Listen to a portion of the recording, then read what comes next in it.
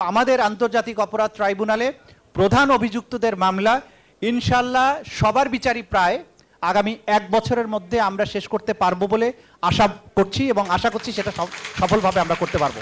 আপনারা জানেন যে আমাদের একটি ট্রাইব্যুনাল আছে, একটি তদন্ত সংস্থা আছে যাতে মাত্র 17 জন ইনভেস্টিগেশন অফিসার আছেন। আমরা আমাদের প্রসিকিউশন এজেন্সিতে 10 জন প্রসিকিউটর আছেন, আরও হয়তো 2-1 জন বা 2-4 জন যুক্ত হবেন এর সাথে।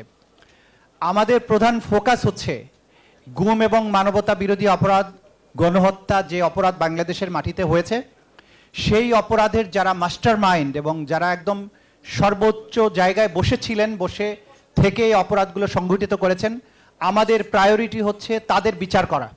এবং সেই ক্ষেত্রে আমরা হাজার হাজার মানুষের বিচার করতে পারবো না এবং আমরা সেই লক্ষ্যে অগ্রসর হচ্ছি না।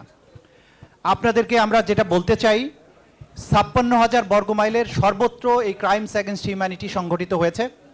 এর সাথে আওয়ামী লীগ, যুবলীগ রাজনৈতিকভাবে সম্পৃক্ত ছিল। এর সাথে গোটা বাহিনীগুলোর অধিকাংশ অফিসারকে সংযুক্ত করা হয়েছিল।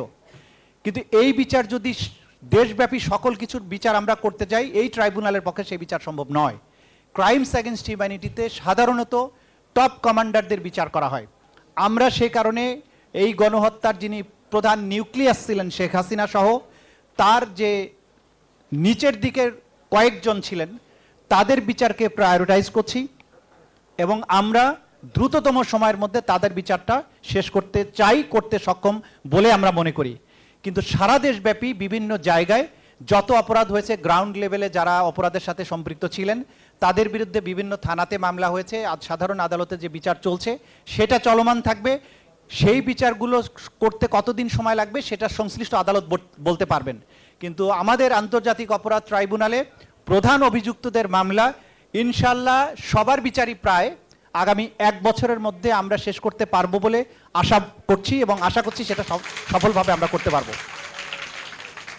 আমি 2 দিন আগে মাননীয় প্রধান উপদেষ্টার সাথে কথা বলেছি। তিনি আমাকে যেটা বলেছেন তাতে আমার সাহসটা বেড়ে গেছে। তিনি বলেছেন যে আমাদের অনেক প্রায়োরিটি আছে এই সরকারের, কিন্তু সবচাইতে বড় প্রায়োরিটি হচ্ছে যারা দেশটাকে খুন এবং গুমের স্বর্গরাজ্যে পরিণত করেছিল, যারা ছাত্র জনতার রক্তে এই বাংলাদেশের মাটি রঞ্জিত করেছে, তাদের বিচারটা আমাদের 1 নম্বর প্রায়োরিটি। কাজে এই জায়গায় ব্যর্থ হওয়ার কোনো সুযোগ নাই। আমরা সবার বিচার করতে পারবো না, কিন্তু টপ স্কোরারদের বিচার ইনশাল্লাহ বাংলাদেশের মাটিতে আন্তর্জাতিক স্ট্যান্ডার্ড মেনটেন করে নিখুঁত এবং নিরপেক্ষভাবে ট্রান্সপারেন্ট ওয়েতে আপনাদের বুঝিয়ে দেব যে কতটা স্বচ্ছভাবে বিচার করা যায় এবং যারা সম্পৃক্ত ছিলেন তাদের অপরাধটা কি। আপনারা আমাদের প্রতি সমর্থন অব্যাহত রাখুন, আমাদের প্রতি আপনাদের সাহায্যের হাতটা প্রসারিত রাখুন। ইনশাল্লাহ নির্দিষ্ট সময়ের মধ্যে আমরা আমাদের কাজটা করতে সক্ষম হব। আপনাদের সবাইকে ধন্যবাদ।